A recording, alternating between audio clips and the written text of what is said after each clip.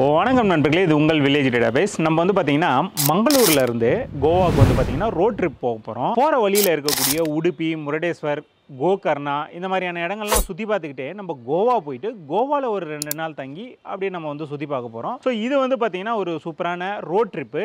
So இந்த மாதிரியான ஒரு ட்ரிப்பு வந்து பார்த்திங்கன்னா நம்ம காரில் போனால் மட்டும்தான் வந்து சாத்தியம். நம்மக்கிட்ட கார் இல்லைனாலும் பரவாயில்ல, நம்மளுக்கு கோவாவில் இருக்கக்கூடிய யூனோஸ் டூர்ஸ் அண்ட் ட்ராவல்ஸ் அவங்க வந்து பார்த்திங்கன்னா சூப்பராக ஏற்பாடு பண்ணி தராங்க. அதை பற்றின டீட்டெயில் எல்லாமே வந்து பார்த்திங்கன்னா தெளிவாக நம்ம இந்த வீடியோவில் பார்க்கலாம்.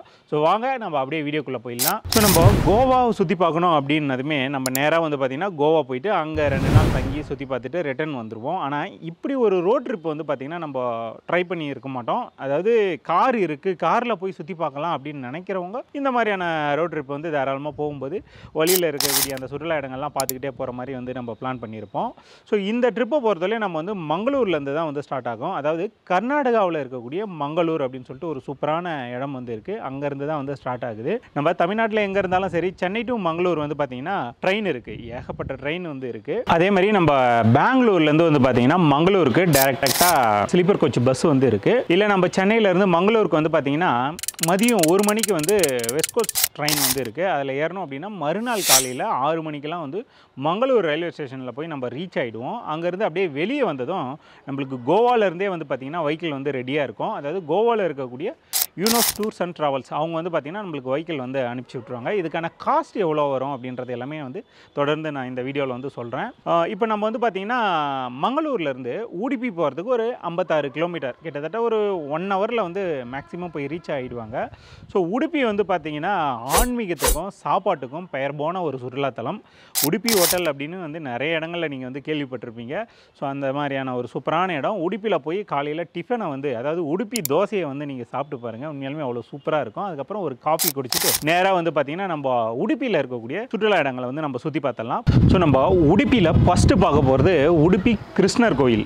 அதாவது 1000 ஆண்டுகள் பழமையான கிருஷ்ணருக்காக அர்ப்பணிக்கப்பட்ட ஒரு சூப்பரான கோயில். இந்த கோயிலை தேடி வந்து எக்கச்சக்கமான சுற்றுலா பயணிகளாக இருக்கட்டும், ஆன்மீகம் சார்ந்து அந்த கோயிலை சுற்றி பார்க்க வரவங்களாக இருக்கட்டும், நிறைய பேர் வந்து வராங்க. ஸோ இந்த கோயில் வந்து பார்த்திங்கன்னா நம்ம உள்ளே போய் வீடியோ ஃபோட்டோஸ் எடுக்க அலோடு இல்லை. அதனால் வந்து பார்த்திங்கன்னா இந்த கோயிலையும் நம்ம பார்க்கலாம். கூடவே மதியத்தில் தரக்கூடிய இந்த அன்னதானமும் வந்து சூப்பராக இருக்கும். அதையும் வந்து நீங்கள் சாப்பிட்டு பாருங்கள். அதுக்கு அடுத்து வந்து பார்த்திங்கன்னா உடுப்பியில் ஏகப்பட்ட பீச் வந்து இருக்குது.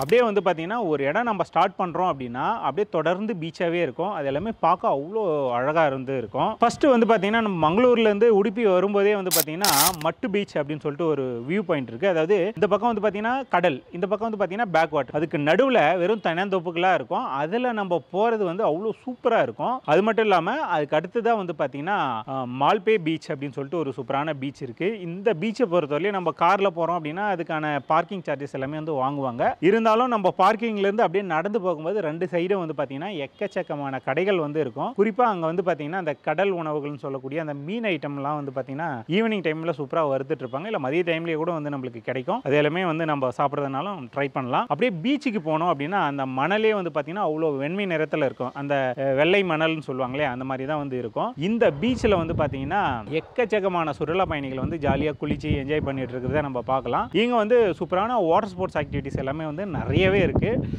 அதுக்கான காஸ்ட் டீட்டெயில் எல்லாமே வந்து பார்த்திங்கன்னா இங்கே இந்த வாட்டர் ஸ்போர்ட்ஸுக்குன்னு அங்கங்கே டென்ட் மாதிரி இருக்கும். அதில் வந்து பார்த்திங்கன்னா தெளிவாக நம்மளுக்கு சொல்லுவாங்க. இது தவிர இங்கேருந்து வந்து ஒரு சூப்பரான கடலுக்கு நடுவில் இருக்கக்கூடிய அந்த ஐலாண்டுக்கு வந்து நம்மளை போட்டில் வந்து கூட்டிகிட்டு போவாங்க. அந்த ட்ரிப்புமே இங்கேருந்து தான் வந்து கூட்டிகிட்டு போய் சுற்றி காமிச்சு கூட்டிகிட்டு வருவாங்க. அதையும் வந்து நீங்கள் வந்து ஜாலியாக ட்ரை பண்ணலாம். ஸோ அதை பார்த்துட்டு அப்படியே நம்ம போனோம் அப்படின்னா டெல்டா வியூ பாயிண்ட் அப்படின்னு சொல்லிட்டு ஒன்று இருக்குது. அதாவது பீச் தான்.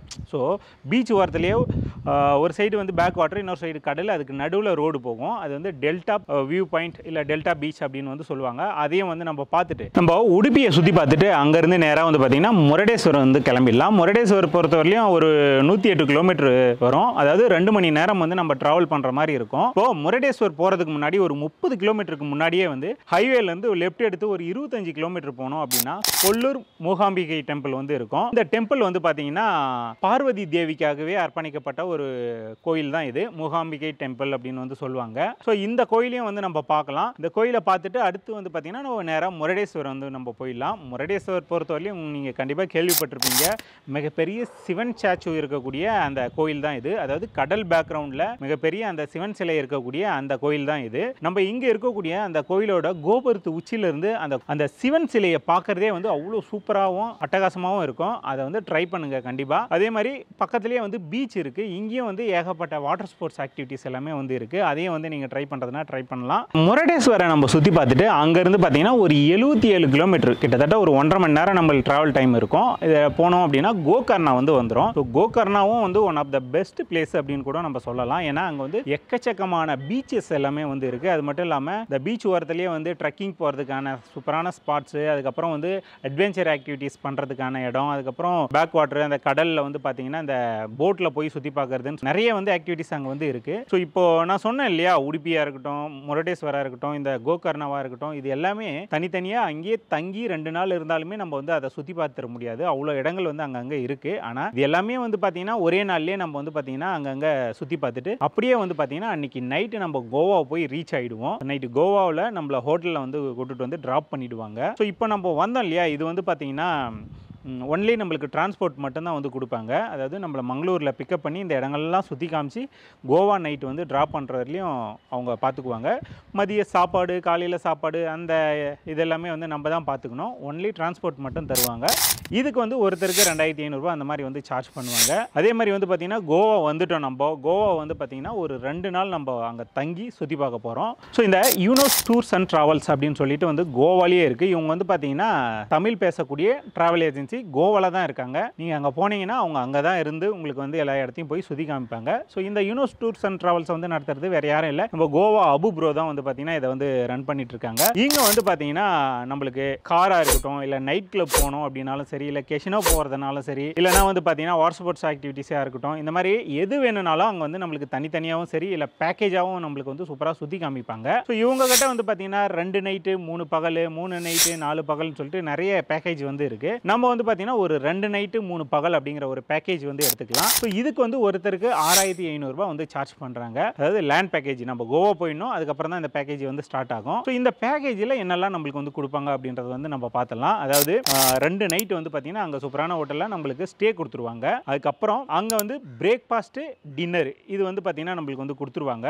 ஒரு நாள் நார்த் கோவா, ஒரு நாள் சவுத் கோவா, அப்புறம் ஒரு நாள் ஐலாண்டு வித் வாட்டர் ஸ்போர்ட்ஸு, அப்புறம் ஸ்கூபாவோட வந்து நம்மளுக்கு அங்கே வந்து கொடுத்துருவாங்க. இது தவிர நம்மளுக்கு சவுத் கோவா வேணாம் அப்படின்னு நினச்சோம்னா நார்த் கோவாலேயே ஸ்பெஷல் ட்ரிப்பு, அதுவும் முக்கியமான சுற்றுலா இடங்களுக்குலாம் வந்து நம்மளுக்கு கூட்டின்னு போய் சுற்றி காமிப்பாங்க. அதுக்கப்புறம் வந்து பார்த்தீங்கன்னா இந்த பேக்கேஜ்லேயே வந்து கெசினோ போகிறதுனாலும் சரி, இல்லை நைட் கிளப் போகிறதுனாலும் சரி, நம்மளுக்கு வந்து பிக்கப் ட்ராப் வந்து பண்ணிடுவாங்க. அங்கத்துக்கு உண்டான என்ட்ரி டிக்கெட் நம்ம தான் வந்து எடுத்துக்கிற மாதிரி வந்து இருக்கும். அதே மாதிரி நம்ம ரிட்டர்ன் வரதுக்கு ஏர்போர்ட்டோ இல்லைனா ரயில்வே ஸ்டேஷனோ வந்து பிக்கப் ட்ராப் வந்து நம்மளுக்கு வந்து பண்ணிடுவாங்க. ஸோ கோவாலையும் நம்ம ஒரு 2 நைட்டு 3 பகல் வந்து ஜாலியாக சுற்றி பார்த்துட்டு அங்கேருந்து நம்ம வந்து ரிட்டர்ன் வரலாம். இதுக்கான காஸ்ட் எவ்வளோ ஆகும் அப்படின்றதையும் நான் உங்களுக்கு வந்து தெளிவாக சொல்லிட்டேன். ஸோ நீங்கள் வந்து பார்த்தீங்கன்னா கோவா டைரெக்டாக போய் அங்கே தங்கி சுற்றி பார்க்குறதுனாலும் சரி, இல்லை இந்த மாதிரி வந்து மங்களூர் போயிட்டு அங்கேருந்து ரோட் ட்ரிப்பாக போய் இந்த போகிற வழியில் இருக்கக்கூடிய முக்கியமான பீச்சு, அந்த முருடேஸ்வர் கோயில் இதெல்லாமே சுற்றி பார்த்துட்டு போகிறதுனாலும் சரி, அது உங்களுடைய விருப்பம் தான். ஸோ அதே மாதிரி வந்து பார்த்தீங்கன்னா சப்போஸ் நீங்கள் வந்து கோவா ட்ரிப்பு பிளான் பண்ணுறீங்க அப்படின்னா கோவா அபுவோடைய கான்டாக்ட் டீட்டெயில் எல்லாமே வந்து நான் டிஸ்கிரிப்ஷன்லேயும் ஸ்க்ரீன்லேயும் வந்து கொடுக்குறேன். அவருக்கு கால் பண்ணுங்கள். உங்களுடைய பிளான் என்ன அப்படின்றத வந்து தெளிவாக சொன்னீங்கன்னா அவர் வந்து பார்த்தீங்கன்னா உங்களுக்கு சூப்பராக வந்து புக் பண்ணி உங்களுக்கு கூட்டிட்டு போய் சுற்றி காமிப்பார். நம்ம வந்து கோவா போகிறோமே, அங்கே வந்து போய் லாங்குவேஜ் ப்ராப்ளம் வரும் அப்படின்லாம் எதுவும் பயப்பட தேவையில்லை. ஏன்னா தமிழ் பேசக்கூடிய நண்பர் தான் அபு, அவர் அங்கே தான் இருக்கார். ஸோ எந்த பயம் இல்லாமல் நம்ம போய் ஜாலியாக வந்து சுற்றி பார்க்கலாம். ஸோ இந்த வீடியோவை பொறுத்தவரைக்கும் கண்டிப்பாக உங்களுக்கு பிடிச்சிருக்கும் அப்படின்னு நான் நம்புகிறேன். இந்த வீடியோ பிடிச்சிருந்தா எங்களுக்கு சப்போர்ட் பண்ணோம் அப்படின்னு நினச்சிங்கன்னா மறக்காமல் வில்லேஜ் டேட்டாபேஸ் அப்படிங்கிற யூடியூப் சேனலை வந்து சப்ஸ்கிரைப் பண்ணிங்க, கூடவே அந்த பெல் பட்டனையும் ப்ரெஸ் பண்ணிங்க. இந்த வீடியோவை நீங்கள் ஃபேஸ்புக் பேஜில் பார்த்துட்டு இருக்கீங்க அப்படின்னா ஃபேஸ்புக் பேஜும் இருக்குது, இன்ஸ்டாகிராம் பேஜும் இருக்குது, அதையும் வந்து ஃபாலோ பண்ணிங்க. நன்றி, வணக்கம்.